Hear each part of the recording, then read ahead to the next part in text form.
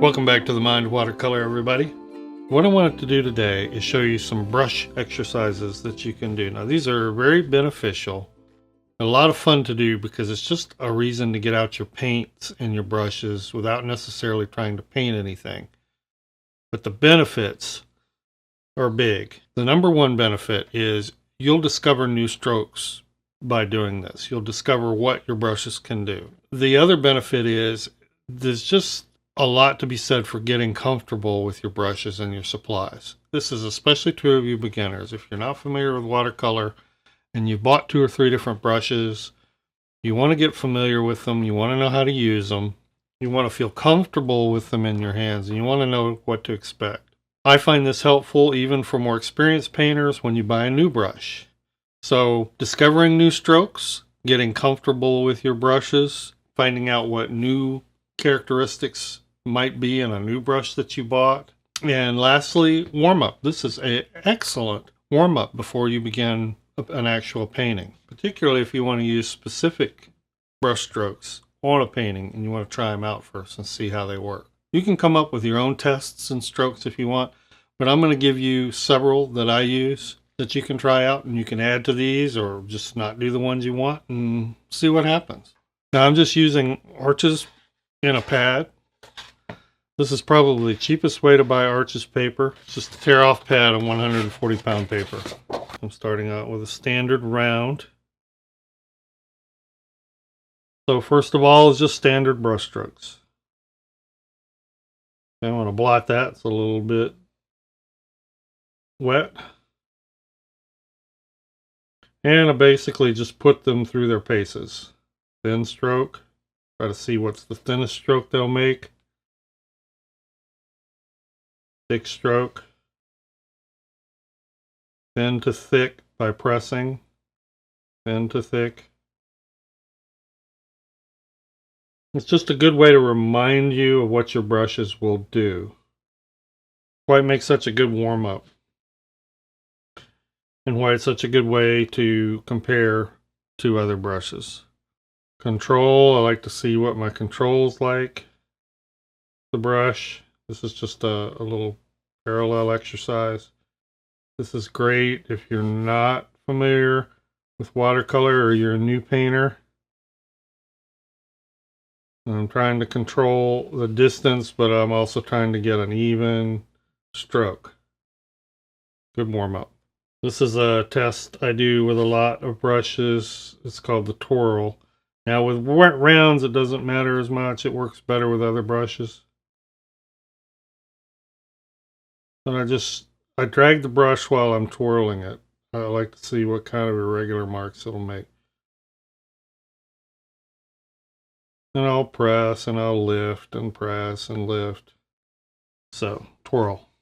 Another one I like to do is what I call scrub, crunch, and scumble. So scrub is just, taking and moving back and forth.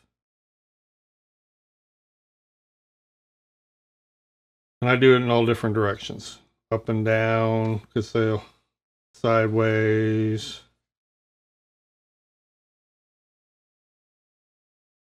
Crunch is like pushing down a little bit, and scumble is pretty much like a scrub. A lot of times I'll take that same approach and I'll do it very, very dry. This is good for texture building strokes. Dry out your brush to where there's not a lot of water.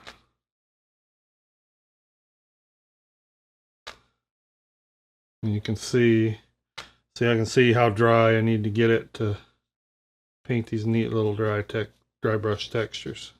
Okay. Dry brushing in a glazing format is, rather than texture, I'm looking to get the driest application I can, but still solid. It's a stroke used a lot in glazing. And there's very little water in there, mostly pigment.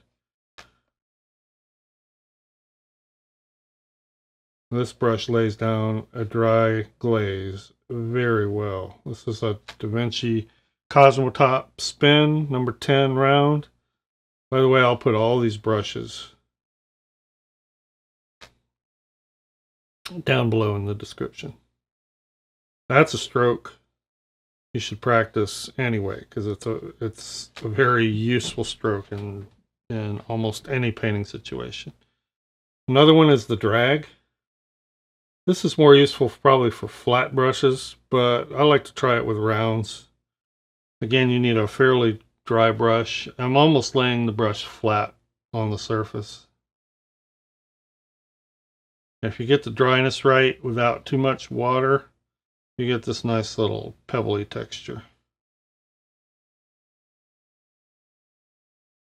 If you're doing a landscape and you want to add like texture to the foreground or to a tree or something, dragging is a great technique, but you have to practice it. I like to do flick strokes.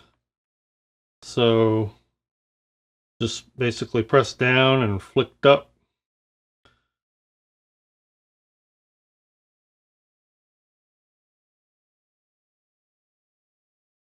Okay, do it a little drier.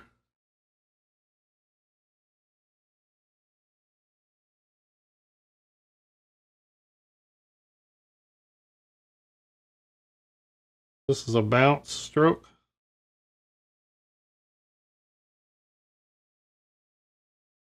Do it sideways, you can do it front ways, do it top ways.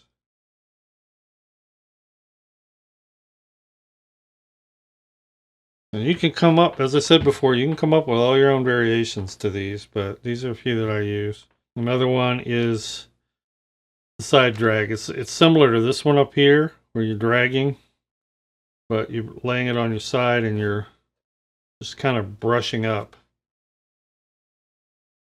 Ladies, this might be like putting on your mascara, although I don't speak from experience. And I also like to do a flick test like this, but in wet paint. So let's put down a really wet wash.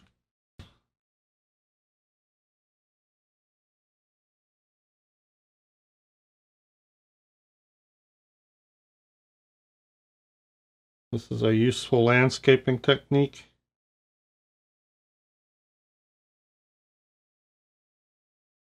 Get that wash nice and juicy. Blotting my brush out so it's almost dry. And I'm pulling paint out of that area. So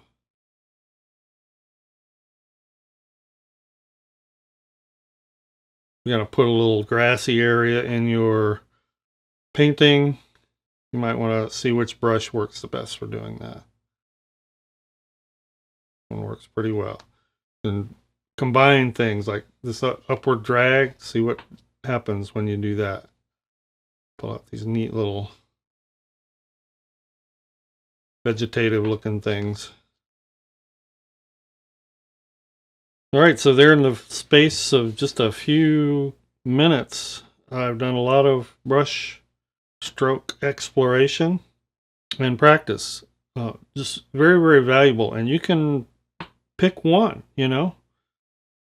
If you're doing a landscape and you're trying to put texture in, do a whole page of these drags here like that. Or do a whole page of these flicks. Let's go to a flat. Flat's a really good landscape brush to have. A standard flat stroke. Tapping and dabbing.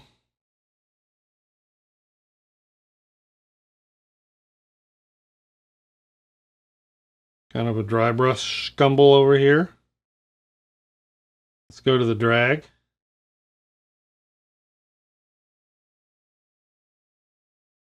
Nice. This little linear, depending on how I pick up or raise the back end to the tip, get more or less paint. A lot broader strokes, as you might expect. Might be. Just try the very tip. Ooh, that's nice. A very dry tip, flicking it out. Might be nice in the foreground with some really thick blades of grass. And combine techniques. as I said. Let's scumble the base of that a bit. And let's drag. Cool.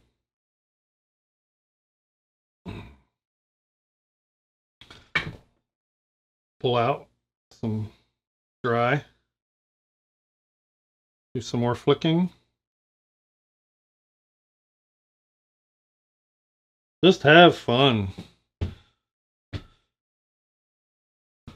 So I think you get the idea.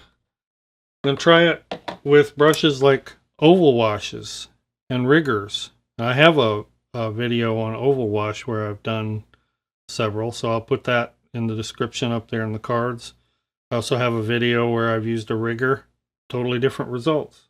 Fan brush is another one. I did a video just on this where I showed various techniques. So get out your brushes, compare, learn new strokes, practice a particular stroke, compare brands, practice control, warm up before a painting. Just lots of benefits to this. Hope that was a help to you guys. Thanks for watching. See you next time.